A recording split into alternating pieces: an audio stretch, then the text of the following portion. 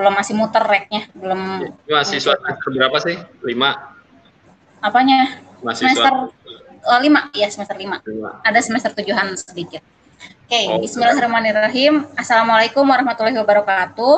Waalaikumsalam. Ya, teman-teman, di pertemuan ketiga kali ini saya ngajak teman saya, adik tingkat saya sih, cuma beda setahun, saya 2009, dia 2010, ada Kang Ismoro Reza Prima Putra, biasa dipanggilnya Kang Moro atau Mas Moro. Kang Moro ya, Mas Moro ya. Nah, beliau ini S1-nya di Psikologi UIN, terus ngambil S2 di Universitas Tarumanegara, spesialisasinya profesi PIO, tapi beliau sebenarnya pemerhati psikodinamik banget ya, grafologi juga gitu kan, jadi senang ngotak-ngatik hal-hal yang terkait dengan topik tersebut. Terus beliau juga bekerja sebagai Organization People Development di Siga Prima Astrea, salah satu anak perusahaannya Astra, ayah dari satu anak dan suami dari satu istri, cenah. Ya. Tanpa banyak basa-basi, silahkan diserahkan kepada Kang Ismoro. Oke. Ya, makasih Teh Aziza, ya kakak tingkat saya yang luar biasa, inspiratif ya. Hari ini dapat kegiatan sharing, ditawarin untuk sharing tentang dasar psikoanalisa buat teman-teman yang lagi kuliah semester 5 ya. Nah, mungkin nanti ini akan dipakai untuk teman-teman punya mindset, punya backup berpikir gitu ya, sehingga ketika nanti melihat kasus di lapangan, kira-kira cocoknya pakai apa? Karena kan teman-teman pasti banyak belajar ya, bukan hanya sebatas psikoanalisa, tapi teori-teori lain banyak dari psikologi. Walaupun memang psikoanalisa cukup dalam ya, jadi kalau belajarnya memang hanya setengah-setengah, kadang kurang kuat gitu, harus banyak baca dan harus diresapi berkali-kali gitu, direp-rep lah kalau orang Jawa bilang gitu, biar teman-teman lebih paham. Oke, tadi udah dikenalin sama Teh Aziza gitu ya, saya satu psikologi di UIN tahun 2010 gitu ya. Lulus 2014, habis itu kerja dulu di Bandung sampai 2015, pindah ke Jakarta 2016 sampai sekarang gitu ya. Tapi domisili sekarang tinggal di Kabupaten Bogor gitu. Jadi Jakarta coret lah, biasa cari rumah yang murah gitu ya dari perkotaan Jakarta. Oke, pertama psikoanalisa itu sebenarnya kita gambarin adalah biasanya yang sering teman-teman kenal kalau terlintas psikoanalisa itu adalah ketidaksadaran gitu ya, atau ego super ego gitu ya. Nah itu memang benar bahwa itu dasarnya psikoanalisa, tapi nanti kita akan coba ngelihat dinamikanya kayak gimana sih di dalam itu, sehingga key konsep apa yang bisa kita pakai untuk memahami orang dari segi teori psikoanalisa atau dasar-dasar psikoanalisa. Kemudian teman-teman juga nanti paham tentang bagaimana cara mengekspresikan ketidaksadaran dengan teknik-teknik apa sih yang dipakai psikoanalisa gitu ya. Dasar tekniknya ada, tapi nanti sekarang sudah mulai berkembang ya, begitu banyak terapinya, bahkan udah ada yang cepat terapinya, brief terapi gitu. Nah, itu juga jadi tambahan juga buat teman-teman bisa lebih paham dan lebih tahu banyak teori tentang psikoanalisa ataupun terapinya. Nah, ini tujuan pembelajaran kita, bahwa pertama teori dasar tahu, kemudian konsep psikoterapi psikodinamik tahu. Jadi psikoanalisa itu biasanya cenderung terapinya adalah psikodinamik. Psikodinamik artinya adalah jiwa yang dinamis, jadi prosesnya tuh cenderung lama gitu. Nanti sedikit saya jelasin sejarahnya. Kemudian mengetahui teknik-teknik psikoterapi psikodinamik ya, secara garis besar tekniknya kayak gimana sih yang biasa dilakukan oleh psikoanalis atau psikolog yang berbasis psikoanalisa. Oke. Nah, ini historical konteksnya dikembangkan oleh Sigmund Freud gitu ya. Biasanya kita nyebutnya Freud ya, buat teman-teman yang udah paham lah, bukan Freud gitu ya, tapi Freud. Ini bapak psikoterapi barat gitu ya. Kemudian dia orang pertama yang menggabungkan teori kepribadian dengan sistem psikoterapi. Jadi Freud ini adalah dokter ya, memang psikiater gitu. Jadi dia itu benar-benar apa istilahnya secara histori itu melihat manusia itu pengen secara grassroots ya, secara akar gitu loh, maksudnya dalam melihat jiwa manusia, bukan hanya sebatas perifer atau sebatas yang tampak gitu ya, sebatas perilaku yang tampak, tapi dia pengen sampai ke jiwanya dianalisa, karena menurutnya jiwa itu yang menggerakkan utama dari perilaku-perilaku yang tampak dari manusia. Itu Freud ya dulu sampai dia buat apa namanya asosiasi ya psikoanalisa di Eropa gitu ya, kemudian punya murid ya, nanti ada cerita-ceritanya lah, sehingga banyak muridnya kayak Jung gitu ya, kemudian apa yang sampai habis itu akhirnya terpisah gitu ya, karena clash tentang ketidaksepakatan tentang sesuatu konsep tentang psikoanalisa, sehingga Jung mengembangkan konsepnya sendiri gitu ya, individualis psikologi gitu kan, kemudian ada Karen Horney gitu ya, kemudian ada Sullivan, macam-macam lah psikoanalisa gitu. Masa emasnya di tahun 1920 sampai 1950 gitu. Nah, ini mengalami perkembangan yang apa namanya cukup kuat ketika sudah banyak kritik yang muncul baik dari anak didiknya Freud sendiri sampai psikolog-psikolog lain yang memang mendalami dari psikoanalisa gitu. Karena Freud juga melihat psikoanalisa juga benar-benar eksperimental juga ya. Jadi bukan hanya sebatas memahami secara berpikir doang, dapat wangsit, dapat ilham, terus buat teori, enggak gitu. Freud juga membuat eksperimen gitu, mengobservasi, membuat penelitian dari anaknya, Anna Freud gitu kan, kemudian dari apa namanya subjek-subjek lain gitu, mulai dari masa perkembangan bayi dan lain sebagainya, dia mencoba untuk menganalisa itu gitu. Banyak sih kritik dan kritik Freud banyak, kemudian ya yang plus-plusnya juga banyak ya, yang bermanfaat sampai sekarang juga banyak. Jadi teman-teman juga perlu melihat dua konteks itu. Nah, ini beberapa konstruk teori Freud dan teknis praktiknya berevolusi sehingga diintegrasikan dalam bentuk terapi lain. Ini juga sudah mulai banyak di tahun-tahun sekarang gitu.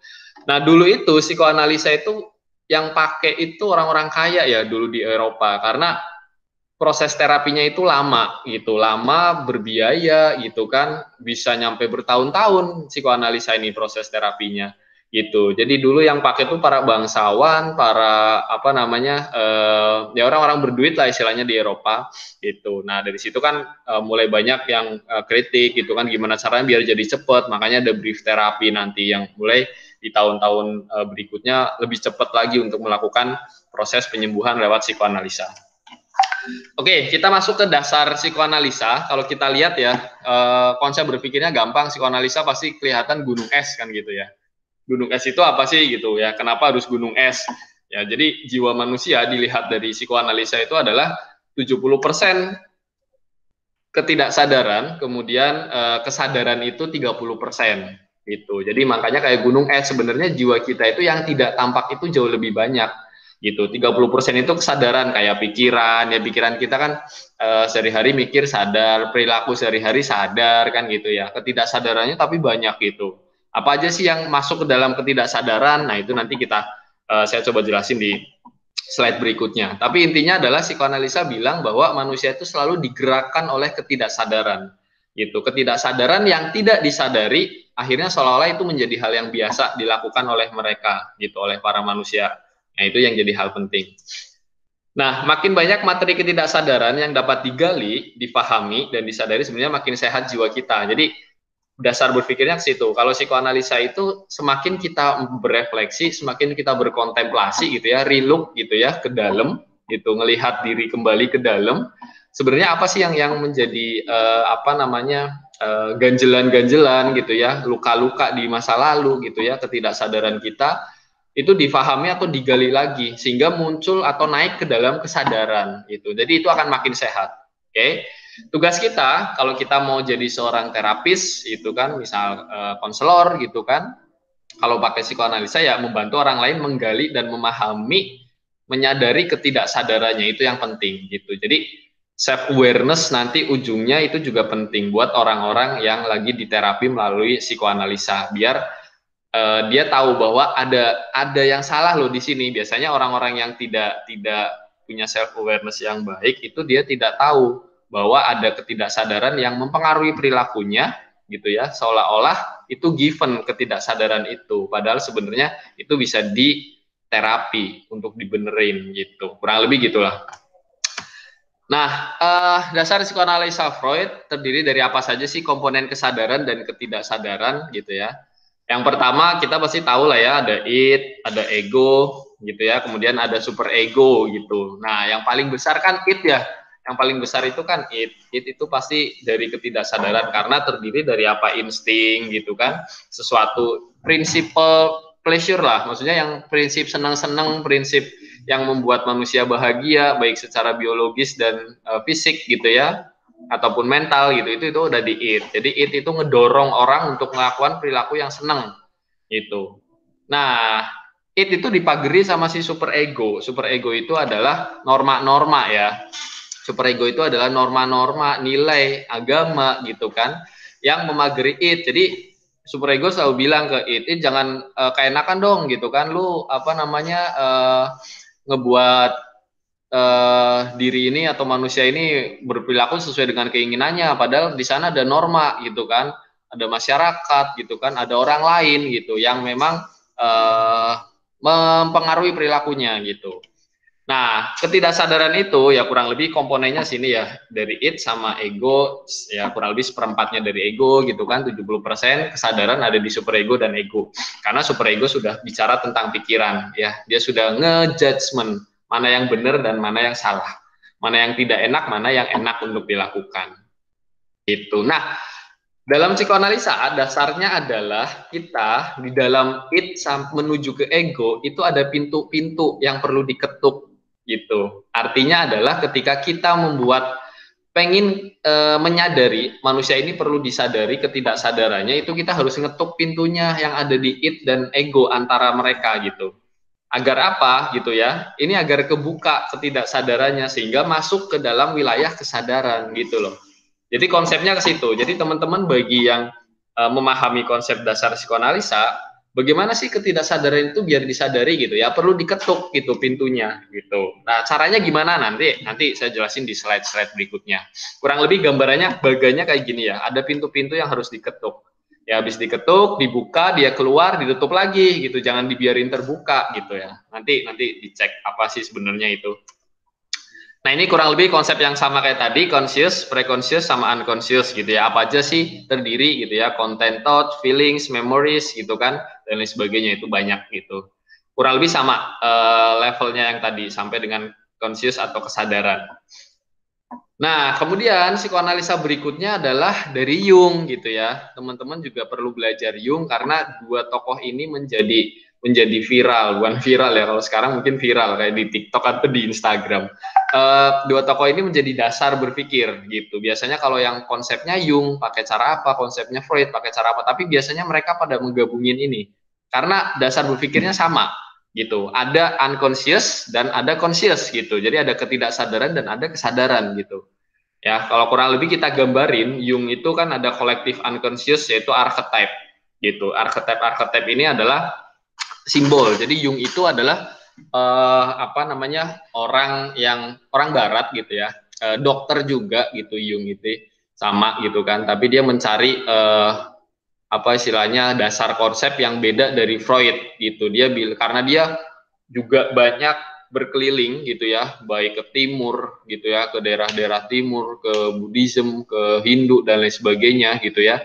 Dia itu merasa bahwa ada hal lain yang menggerakkan manusia di luar kesadaran dan ketidaksadaran secara personalnya gitu, yaitu ada di kolektif unconscious. Artinya adalah ketidaksadaran yang dulu dari nenek, kakek, buyut gitu ya, moyang-moyangnya manusia ini yang sudah mengkristal seolah-olah gitu kan dalam dirinya itu ada di daerah it-nya kalau kita bicara tentang digabungin teorinya ya gitu. Jadi kolektif unconscious ini buat Jung ini menjadi penting, yaitu berbentuk nanti archetype atau simbol gitu. Jadi Jung itu kan bicaranya kayak totem gitu ya, simbol gitu ya. Itu ada di kolektif unconscious. Kemudian personal unconscious gitu. Nah, ini di tengah-tengah nih, kalau kita samain teorinya Freud itu ada ego. Ego itu di tengah di sini, di personal unconscious. Baru super ego. Kalau Jung bilangnya di atas ego gitu. Nah, ini ya family, religion, society ini merasuk ke dalam super ego karena dia mempengaruhi. Nah, di personal unconscious ini biasanya kalau kita membuat atau mengkonsepkan ada masalah dalam diri manusia, itu ada yang namanya kompleksis gitu. Kompleksis itu artinya adalah gejala, simptom gitu ya, atau luka gitu yang terjadi di dalam personal unconscious atau di dalam ego di sini gitu. Nah, ini kompleksisnya ada di sini. Nah, transferensi apa sih? Nah, nanti saya akan jelasin. Transferensi itu ya kayak tadi, kita mengetok pintu ketidaksadaran untuk ngeluarin itu. Jadi keluar ketidaksadaran gitu. Nah, itu melalui apa? Melalui transferensi gitu. Ngetok pintunya itu dengan cara apa? Dengan cara transferensi. Tapi nanti ada macam-macam gitu. Tapi kurang lebih konsepnya di transferensi ini. Nah, ini contoh dari individuasi integrasi self. Jadi menurut Jung gitu ya, diri yang sehat, diri yang terintegrasi gitu ya, terindividuasi gitu ya. Individu kan dasar katanya itu kan individe ya. Jadi tidak terpecah ya, individe gitu kan, individuasi gitu. Jadi jiwa itu terdiri atas self gitu ya, actual self, the shadow, anima, animus sama the higher self gitu. Nah, hidup itu sebenarnya kata Jung itu adalah kata psikoanalisa proses mengintegrasikan bagian-bagian jiwa, artinya mengindividuasikan. Jadi menyeimbangkan, karena psikoanalisa atau jiwa itu selalu bicara tentang keseimbangan. Nggak boleh terlalu banyak, nggak boleh terlalu sedikit. Jadi keseimbangan. Ya begitupun manusia hidup ya. Semua berdasarkan keseimbangan. Terlalu banyak juga jelek, terlalu sedikit juga jelek. Biasanya kita bicara tentang keseimbangan. Nah, ini konsepnya integrasi self menurut Jung itu gini. Ya, jadi ini kayak yin and yang, ada anima dan animus gitu ya. Gitu anima, animus sisi laki-laki dan sisi keperempuanan. Kemudian ada the shadow. The shadow itu artinya adalah bagian dari kita yang ditolak meski sesungguhnya itu tak terpisahkan. Jadi seolah-olah ini adalah bayangan atau yang jelek-jelek tapi yang kita tolak gitu. Seolah-olah diri saya itu bukan yang begitu, bukan yang jelek, bukan yang buruk gitu. Nah, itu di the shadow. The higher self ini adalah diri kita yang tertinggi yang menjadi acuan gitu. Nah, self itu ada di tengah, kita ada di sini gitu. Nah, kurang lebih gitu. Jadi integrasi self-nya ke situ. Nah, tapi teman-teman ini sebagai konsep dulu, konsep teori dulu bahwa Jung dan Freud itu berbeda secara komponen jiwa gitu. Tapi secara garis besar kalau kita pahami psikoanalisanya sama. Ada unconscious dan ada conscious. Nah, itu yang penting gitu ya. Kalau Jung bicara unconsciousnya melalui archetype gitu ya karena kolektif unconscious, tapi kalau Freud itu bicara unconsciousnya nanti melalui luka-luka masa lalu yang memang terpendam dan tidak bisa diungkapkan ke dalam kesadaran. Oke. Nah, landasan psikodinamik, nah ini tadi sudah gitu ya, hubungan antar manusia, khususnya anak dan orang tua, itu sangat penting gitu ya. Ini juga jadi hal penting. Psikoterapi psikodinamik itu didasarkan pada unconscious mind atau pengalaman masa lalu. Jadi makanya kenapa terapi ini lama gitu ya, psikodinamik ini lama, karena kita harus ngebongkar dari masa lalu, karena Freud itu selalu bicara untuk nyelesain sampai akar. Gimana sih caranya nyelesain sampai akar gitu. Nah, jadi ngebongkar dari masa lalu terus sampai disadari bahwa oh di masa lalu ini ada masalah gitu. Nah, habis itu manusia atau yang klien ini barulah mencari cara-cara untuk bisa membuat terapinya gitu. Memaafkan lah dan lain sebagainya, nanti banyak. Tapi intinya adalah sequel gitu. Jadi panjang banget terapinya gitu. Oke, ini tadi ya, bila proses individuasi terhambat, maka banyak timbul kompleksis. Jadi tadi antar bagian self tadi, gitu ya, anima animus, the shadow, the higher self, gitu ya, itu akan jadi kompleksis kalau individuasinya terhambat, gitu. Contohnya misalkan, kayak kita menolak the shadow aja dalam diri, itu bisa jadi kompleksis sebenarnya, gitu. Jadi seolah-olah diri kita tuh nggak punya sisi jahat gitu ya, kita tuh selalu baik gitu, dia tuh baik gitu, nggak mungkin dia jahat gitu kan, atau nggak mungkin saya jahat, saya kan orang yang baik gitu, kalaupun jahat itu khilaf gitu, itu perilaku setan gitu. Nah, itu juga udah kompleksis sebenarnya. Jadi jangan pernah menolak the shadow dalam diri kita, itu ada dan kita harus terima gitu, kita harus akui bahwa itu ada. Nah, kompleksis terjadi karena tidak selesainya tugas-tugas perkembangan juga gitu. Nanti kita bahas ada tugas perkembangan di psikoanalisa mulai dari fase oral sampai laten ya atau genital juga. Oke, kemudian kalau di psikologi dikenal simptom atau sindrom, itu kompleksis biasanya. Nah, hidup ini sebenarnya menurut Jung itu mengintegrasikan 4 fungsi dalam menghadapi dunia. Ada pikiran, perasaan, intuisi, dan indrawi.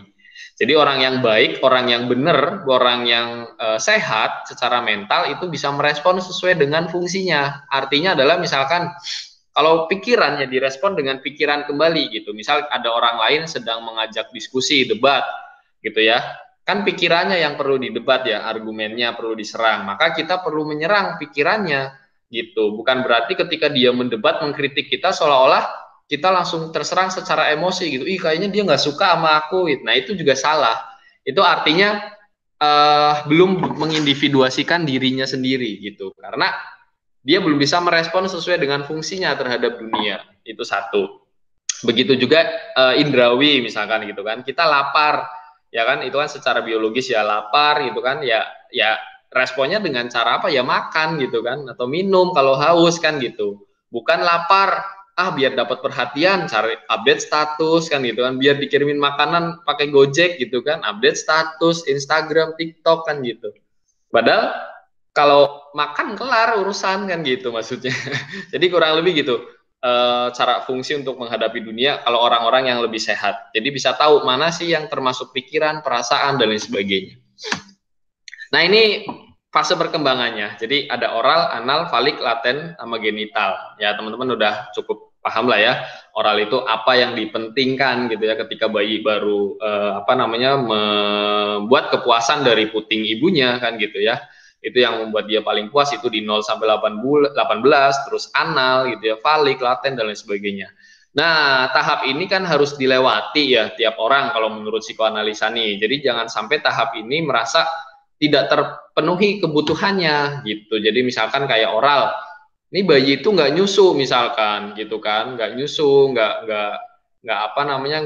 ketemu puting gitu kan, nggak merasakan detak jantungnya ibu saat nyusu misalkan gitu kan, itu dianggapnya ke depan bakal banyak masalah nih tentang oral nih gitu kan, karena dia tidak melewati fase itu kan gitu misalkan gitu, kurang lebih gitu.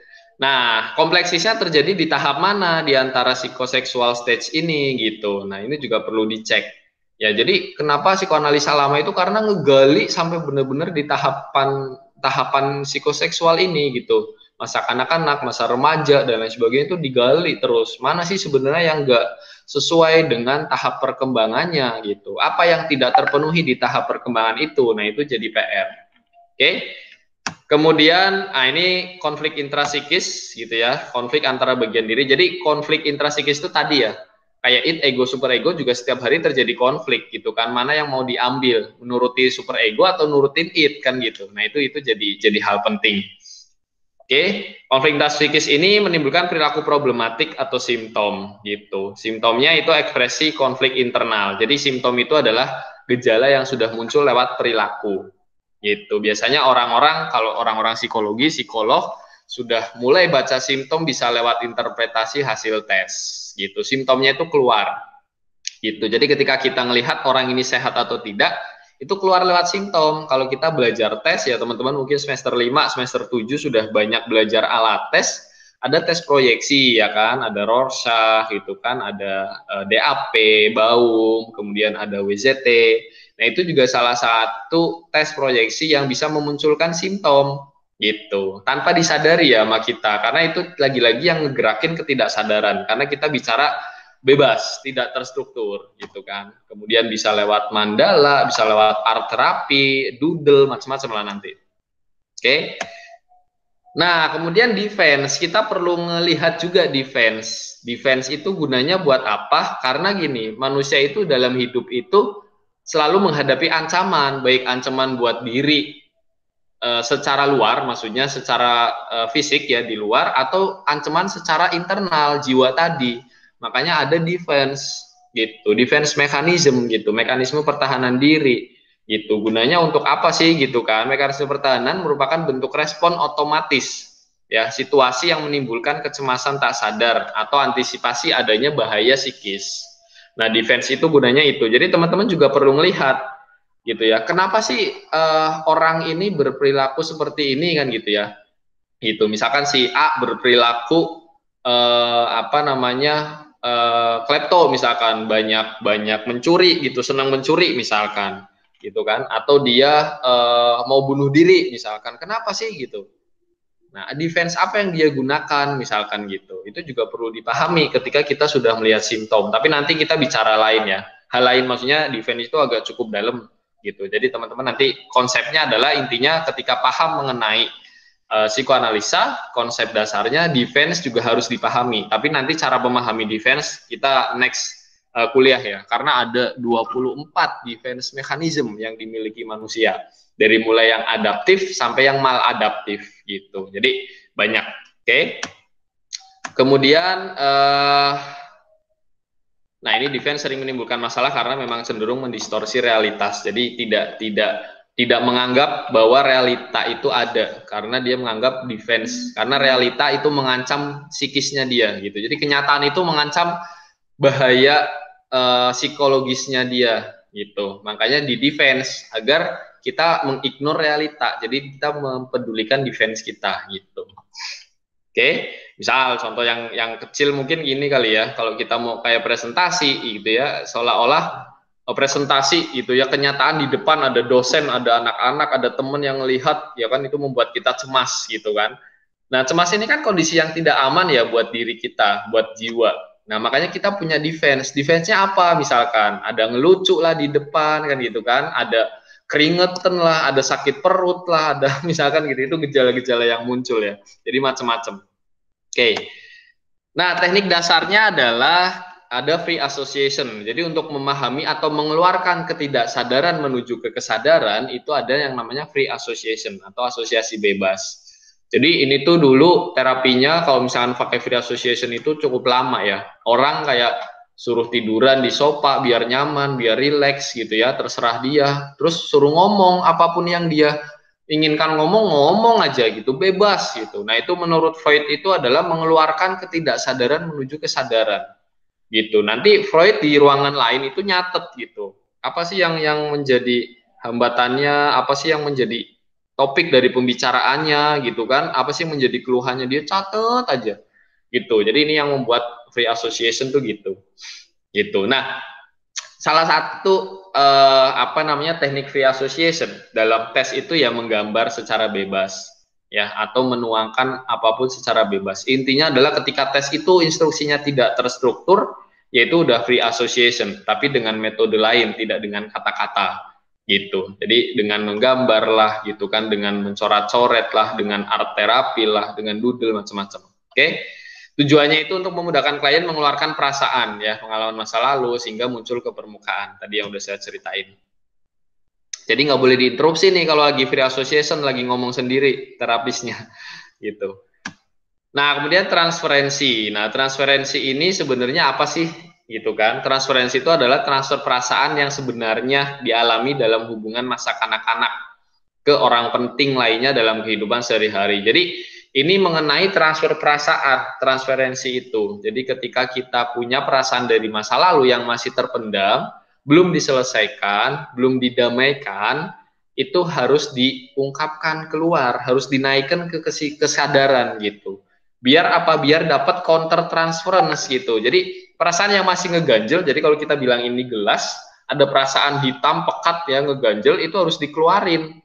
Terus itu kan keluar, habis itu dapat counter transference dari psikolog atau dari terapis. Counter transference itu masukin lagi ke gelas, ngeganti perasaan yang lama gitu. Jadi makanya kenapa perasaan itu nggak bisa dilupakan ya kan, seolah-olah gitu kan, kalau orang-orang yang lagi puber gitu kan, lagi remaja, lagi dewasa awal kan, seolah-olah aduh perasaan ini harus saya lupakan gitu kan, saya benci banget sama dia, udahlah udah lupa sama mantan saya gitu. Padahal sebenarnya nggak bisa dilupain, itu harus diganti dengan orang baru yang bisa ngisi gitu sebenarnya. Dan itu kan yang dulu luka-lukanya itu harus dikeluarin dulu, didamaikan dulu gitu. Kurang lebih gitu. Jadi perasaan itu nggak bisa ditolak atau dihilangkan, tapi harus diganti dengan perasaan baru. Konsepnya ke situ. Nah, menurut Freud, manusia itu lucu karena tidak mau mengungkapkan perasaannya kepada orang yang dituju hanya karena takut respon orang tersebut tidak sesuai dengan apa yang diharapkan. Biasanya kita gitu ya. Takut ngungkapin karena ketidakenakan. Nah, itulah fungsinya super ego gitu. Terlalu banyak super ego ya biasanya begitu. Aduh nggak enak gitu kan. Aduh nanti dia marah kan gitu kan. Aduh nanti dia gimana ya, nanti dia begini, nanti dia begini gitu. Akhirnya pakai kode-kodean kan gitu ya. Biasanya terjadi gitu. Padahal sebenarnya perasaan itu hak kita untuk diungkapkan gitu. Respon orang lain apa itu urusan nanti gitu. Tapi itu hak gitu. Tentunya dengan cara penyampaian yang tepat gitu kan, asertif. Nanti mungkin teman-teman yang udah kenal asertif itu apa ya gitu, belajar dengan penyampaian yang tepat, jadi tidak terlalu membuat orang lain tersakiti. Nah, ini transferensi. Transferensi itu membentuk suatu pola yang mempengaruhi sikap. Jadi transferensi itu ada polanya ya, gitu. Sehingga sikap seseorang terhadap orang lain membentuk masa kini melalui template dari masa lalu. Jadi ada template gitu. Kalau misalkan kita punya luka itu jadi template gitu. Jadi misalkan kita dulunya tidak dihargai oleh orang tua atau tidak pernah diakui lah ya keberhasilannya oleh orang tua gitu kan, itu akhirnya nanti lama-lama perilakunya jadi template, maksudnya jadi cetakan dari masa lalu yang dibawa terus, bahwa segala hal yang saya harus lakukan itu perlu dipamerkan agar bisa dapat pujian misalkan. Karena apa? Karena dulu dasarnya saya tidak pernah diakui oleh orang tua misalkan gitu, ya kan, tidak pernah diakui orang tua, maka sekarang butuh pengakuan dari orang lain, walaupun sebenarnya sebanyak apapun pengakuan nggak akan selesai kan gitu, karena butuh dari orang tua yang mengakui sebenarnya gitu. Nah, jadi template-template itu akan terus dibawa gitu, disebut reenactment gitu, jadi kayak mengulangi kembali dari masa lalu ke masa kini dengan bentuk yang berbeda tapi sebenarnya konsepnya sama itu. Nah, teman-teman juga nanti harus pahami ini, template apa sih yang membuat dia luka di masa lalu gitu kan, sehingga sekarang itu masih muncul gitu. Nah, kemudian transferensi balasan. Nah, ini yang tadi saya bilang ada counter transference, ketika kita sudah mengeluarkan perasaan-perasaan terdahulu yang membuat sakit gitu ya, kemudian mau diganti. Nah, digantinya itu namanya counter transference gitu. Jadi reaksi terapis terhadap pasien, seolah-olah terapis ini adalah menjadi signifikan others gitu ya, yang harus diungkapkan perasaannya kepada dia. Jadi misalkan signifikan others-nya adalah ibu, ayah gitu kan, atau pacar, mantan gitu kan. Jadi seolah-olah terapis menjadi itu agar si klien ini mau ngungkapin yang sebenarnya gitu. Nah, habis itu terapis harus balas tuh gitu kan, perasaannya yang baru biar dia tergantikan tuh kayak gimana gitu. Oke, kurang lebih gitu. Nah, kemudian masuk ke penilaian fungsi ego. Nah, ini sebenarnya kalau kita sudah paham tentang tadi ya, konsep tadi, defense juga sudah tahu gitu ya, konsep terapi atau tekniknya untuk bisa mengembalikan perasaan yang lama gitu ya, diganti dengan perasaan yang baru ya. Sebenarnya fungsi ego ini juga penting untuk kita nilai gitu. Kalau kita mau melihat mana sih sebenarnya yang perlu dibenerin dari orang ini gitu ya, komponen mana sih yang harus dibenerin dari orang ini, mana yang udah bagus dari orang ini. Nah, kita harus nilai ini gitu kalau kita mau masuk ke terapi. Jadi cukup panjang gitu ya, cukup dalam juga gitu. Fungsi ego dan superego harus dinilai. Ego itu kan fungsinya memanage kehidupan mental internalnya ketika berhubungan dengan realitas ya, makanya ada fungsinya reality testing misalkan, jadi berhubungan dengan realitas gitu. Nah, kita harus nilai gimana sih egonya saat berhubungan dengan realitas gitu kan. Karena fungsi ego itu ada 11 ya, ada banyak gitu, ada affect tolerance, ada cognitive function dan lain sebagainya lah. Itu banyak. Jadi kita harus nilai kira-kira setiap fungsinya itu dia dapat nilai berapa kalau kita mau pakai kuantitatif ya. Reality testing, oh dapat nilai 10 karena dia bisa membedakan mana yang realitas atau tidak misalkan gitu. Karena dia bisa tahu bahwa ini adalah masa lalu, ini masa kini gitu misalnya. Jadi itu yang harus dinilai. Terus fungsi ego, apalagi kan gitu. Fungsi ego affect tolerance gitu ya. Dia bisa nggak mentoleransi affect yang masuk ke dalam dirinya misalkan. Oh ternyata 5 gitu. Kenapa? Jadi kita perlu menilai itu. Tapi nanti kita bahas di lain waktu ya. Oke. Nah, dengan tahu fungsi ego dan defense, kita bisa pilih psikoterapi yang tepat apa itu, karena kita bisa tahu kelebihan dan kelemahan orang tersebut dalam psikoanalisa.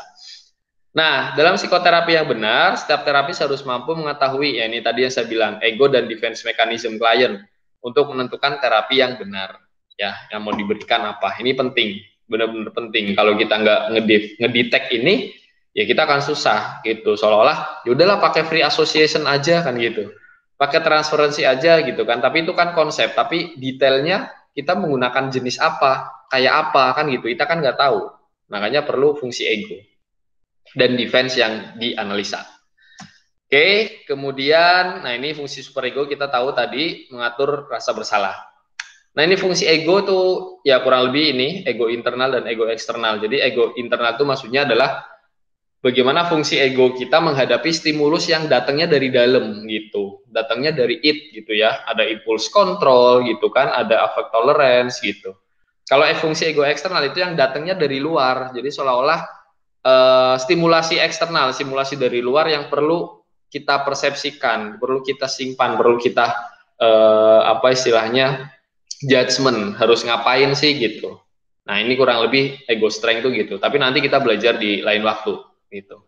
Oke, nah kita masuk ke psikoterapi psikodinamik. Nah ini adalah psikoterapi psikodinamik itu terapi berbicara ya, yang berdasarkan pemikiran. Tadi kan teman-teman udah sedikit belajar asosiasi bebas. Itu banyak bicara gitu.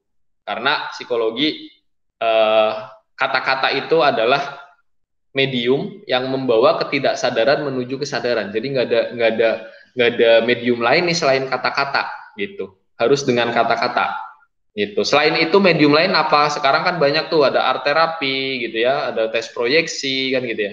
Itu juga membantu gitu. Kalau kita tidak atau klien tidak bisa mengungkapkan dengan kata-kata, maka dia bisa mengungkapkan dengan gambar gitu. Dengan terapi lain, dengan warna, dengan gambar, dengan maksud dari gambar ini apa gitu. Tapi memang diawalinya nggak bisa dengan kata-kata. Jadi kita jangan anggap bahwa ketika klien datang terus kita tanya sakit apa Bu, dia bisa ngungkapin gitu loh. Nggak gitu kan, nggak kayak dokter kalau misalkan datang, ya Bu ada yang dikeluhkan, ya sakit kepala ini itu gampang ya. Ya ketika bicara psikoanalisa, psikodinamik itu nggak bisa gitu. Belum bangun raport dulu gitu kan dan lain sebagainya gitu. Ada orang yang bisa langsung ngungkapin, tapi ada yang enggak gitu.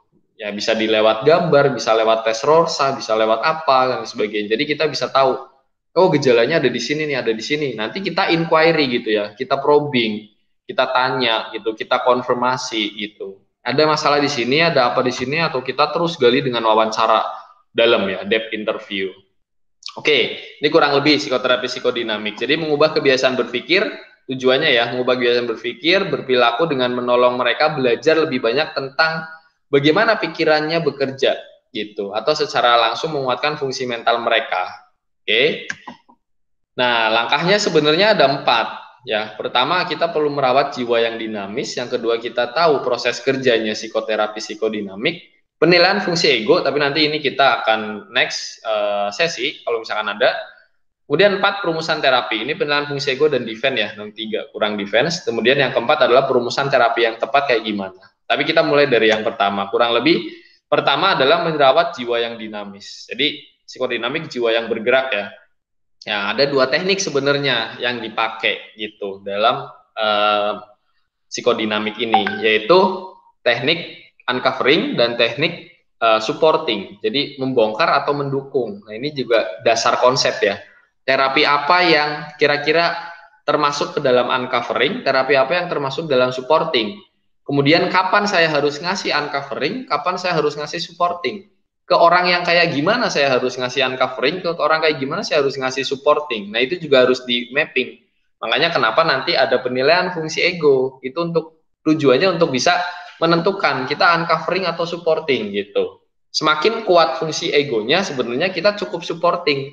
Tapi semakin lemah kita harus uncovering. Sebenarnya gitu. Ya, jadi kurang lebih ada hal-hal yang harus kita lihat dulu secara komponen jiwa gitu. Semakin lemah egonya atau semakin kuat egonya gitu. Nah, itu jadi hal penting.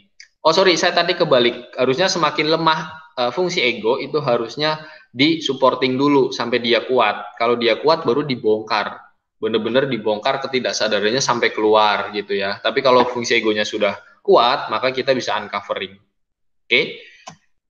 Nah, tujuannya adalah ya ini nanti bisa dibaca aja ya. Yang pertama memahami unsur ketidaksadaran pasien gitu kan, melalui pikiran, perasaan dan perilakunya, memutuskan teknik terapi yang tepat, sama membongkar materi tak sadarnya pasien ya untuk bisa menolong dengan cara yang tepat. Nah, proses kerjanya gitu ya, psikoterapi psikodinamik ini bisa dianggap sebagai suatu proses pemulihan di mana perkembangan itu diaktifkan kembali gitu, sehingga ada yang namanya reaktivasi perkembangan gitu. Tahap-tahap perkembangan mana yang terjadi kompleksis kan gitu ya. Jadi seolah-olah begitu. terjadi pertumbuhan-pertumbuhan baru dalam hubungan konteks hubungan dengan terapis. Teori-teori dasarnya ya ini gitu kan, menguatkan fungsi ego, mengaktifkan kembali perkembangan kepribadian dia gitu kan, membuat yang tak sadar menjadi disadari. Jadi ini konsepnya. Pertama teman-teman harus membuat tak sadar, yang tak sadar, materi-materi yang tak disadari menjadi disadari ya, sampai dapat aha moment dari orang itu gitu ya, dan dia merasa bahwa oh iya ya ternyata ini yang penting harus diselesaikan. Nah gitu. Kemudian yang kedua, cek fungsi egonya, mana yang lemah, mana yang oke, gitu kan. Itu untuk menentukan terapi yang tepat. Habis itu ketika terapi berjalan ya kita sambil proses ngecek perkembangan kepribadiannya udah seperti apa gitu. Oke. Nah ini menilai fungsi ego yang tadi saya sudah sempat singgung bahwa ini penting untuk melihat terapi macam apa yang tepat. Oke, kurang lebih gitu. Tapi nanti kita bahas di lain waktu untuk penilaian fungsi ego. Nah, kemudian perumusan terapi. Nah, kita harus bisa ngecek ya, mulai dari satu, persoalannya apa, kemudian pribadinya kayak gimana. Makanya dibutuhin alat tes ya, tes proyeksi untuk kita bisa ngecek ya, dinamika psikisnya tuh kayak gimana sih secara internal dari alat tes itu gitu kan. Kemudian tujuannya untuk apa gitu. Jangan sampai merasa bahwa kita superhero, terapis, jadi kita mau membongkar atau menyelesaikan semua masalahnya, nggak bisa. Tetap harus satu-satu gitu kan. Ada tujuan dari terapi itu. Oke, kemudian sumber dayanya apa aja? Dia punya sumber daya apa aja yang bisa diakses yang untuk mendukung terselesaikannya terapi. Oke, jadi terapi ini juga jangan termindset bahwa ini tugasnya terapis ya. Maksudnya 100% tugasnya terapis. Ketika orang itu gagal, maka terapis yang disalahin, enggak juga gitu. Jadi kayak kita minum obat lah ya, kita dikasih dosis 3 kali sehari, ya harus diminum 3 kali sehari. Kalau pasiennya cuma minum sekali sehari, bisa-bisa sakitnya nggak sembuh kan gitu.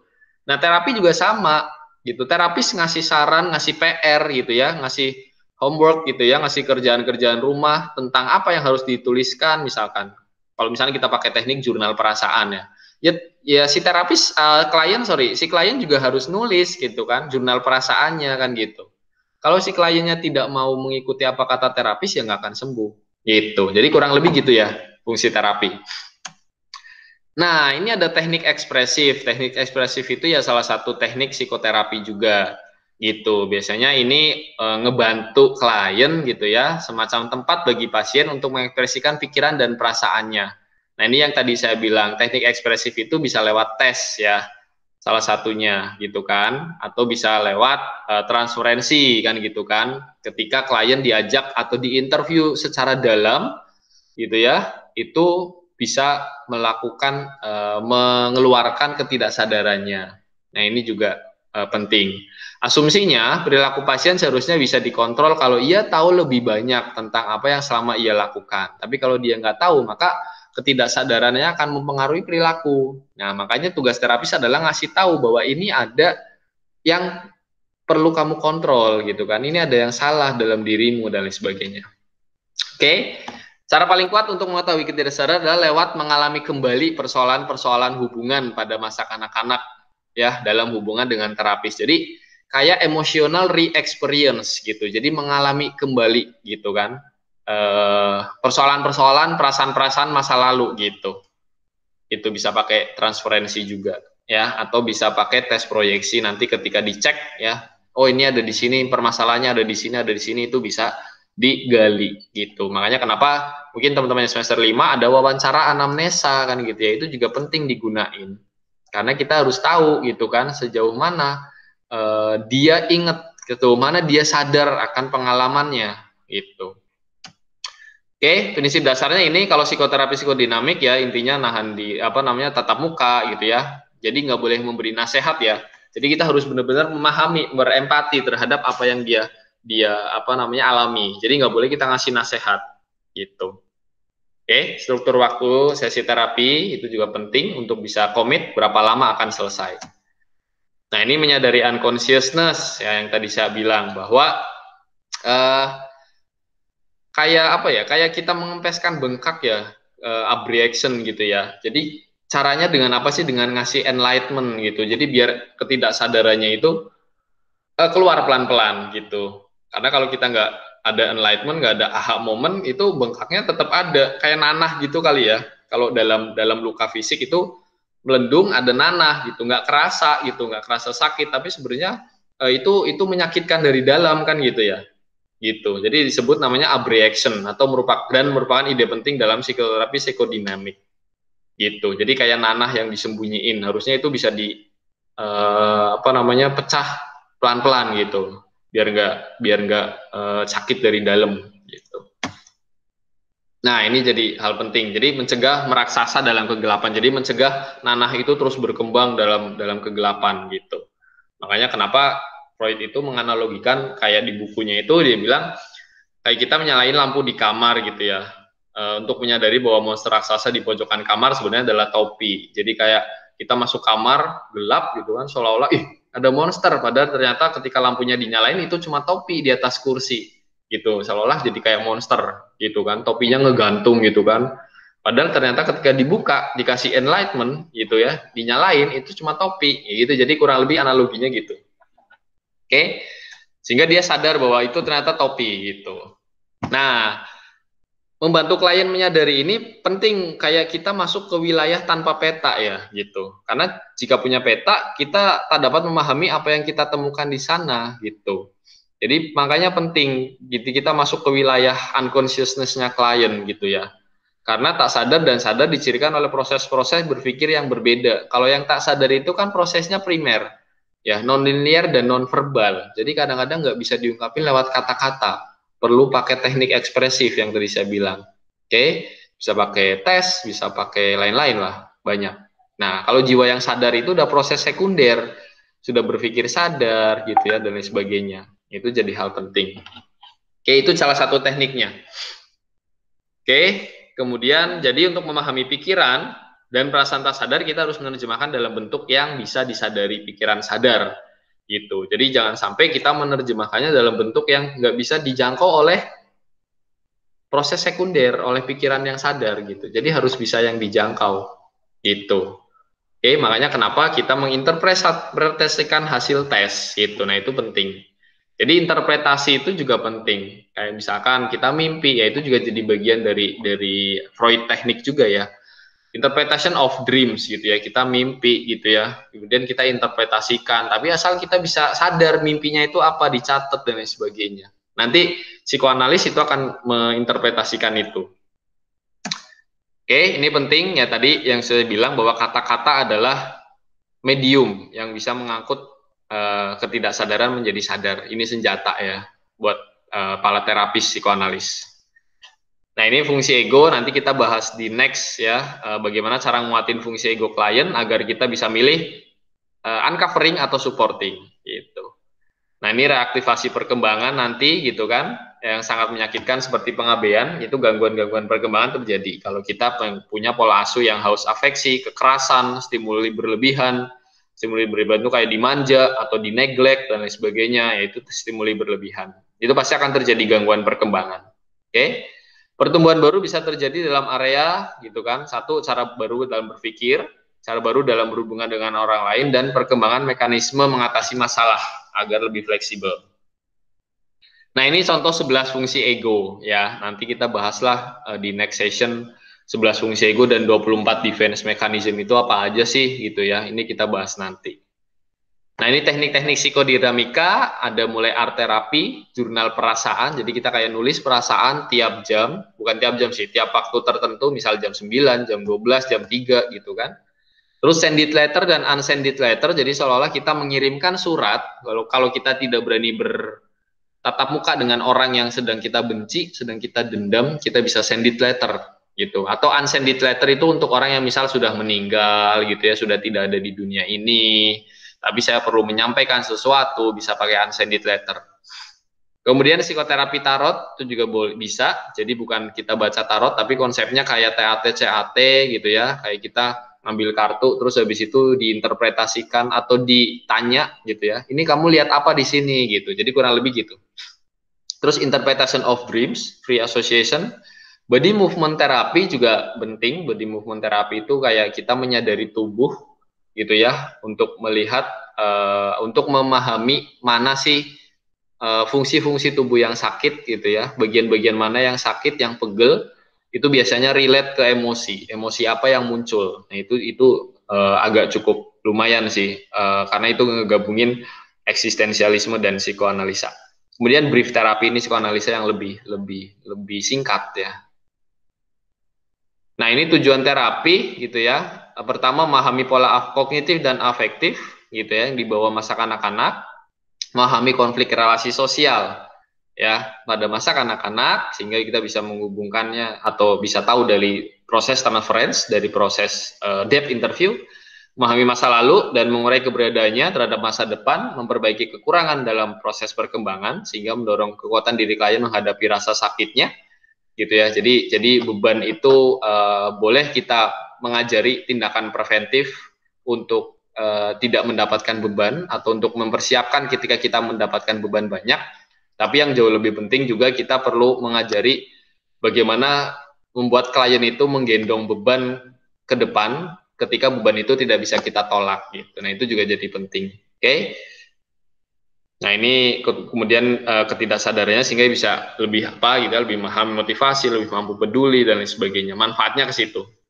Treatment dirancang untuk fasilitasi munculnya pola tersebut agar bisa menjadi template di masa depan gitu. Oke, ini kesembuhan dan pemahaman atas perasaan dan persepsi menjadi fokus dari treatment di psikoanalisa terapi. Oke, kurang lebih gitu ya teman-teman gambarannya. Jadi yang penting teman-teman sudah paham konsep. Ya perlu dierap-erap, memang perlu dipahami lebih lanjut karena banyak metafor yang saya gunakan karena memang psikoanalisa harus begitu ya biar teman-teman lebih paham dan lebih menganalogikan sendiri gitu. Kalau cuma ngikutin apa yang dijelaskan saya, kadang teman-teman nggak dapat secara pribadi maknanya gitu. Makanya perlu teman-teman belajar sendiri, direp-rep lagi, dicek lagi, dibaca lagi.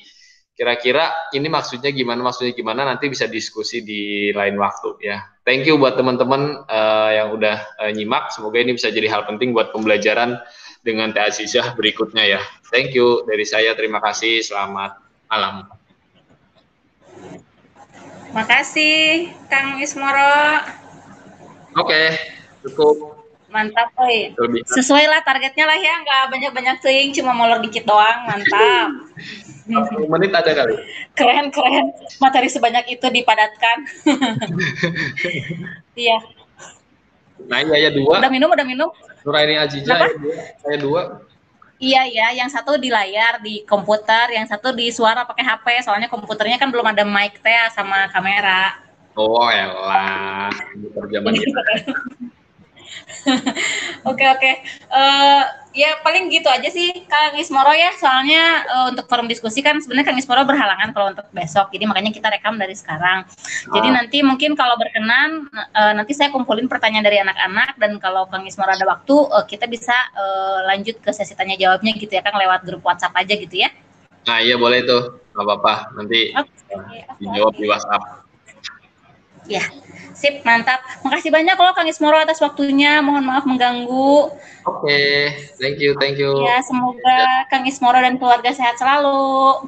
Iya, amin. Ya, assalamualaikum warahmatullahi wabarakatuh. Waalaikumsalam warahmatullahi wabarakatuh.